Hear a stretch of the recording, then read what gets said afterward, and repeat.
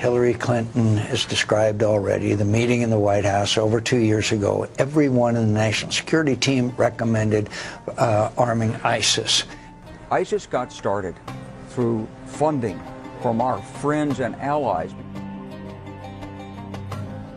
The fall of Ramadi has galvanized the Iraqi government.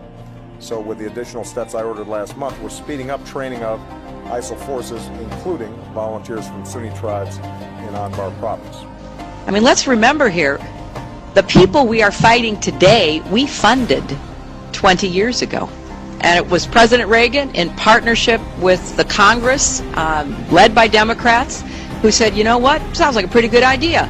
Let's deal with the ISI and the Pakistani military, and let's go recruit these mujahideen, and let's get some to come from Saudi Arabia and other places, importing their Wahhabi brand of Islam.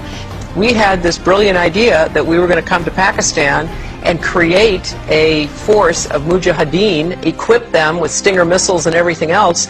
U.S. National Security Advisor Brzezinski flew to Pakistan to set about rallying resistance. He wanted to arm the mujahideen without revealing America's role.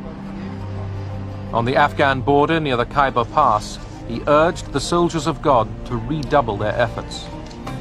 We know of their deep belief in God, and we are confident that their struggle will succeed. Because your cause is right, God is on your side.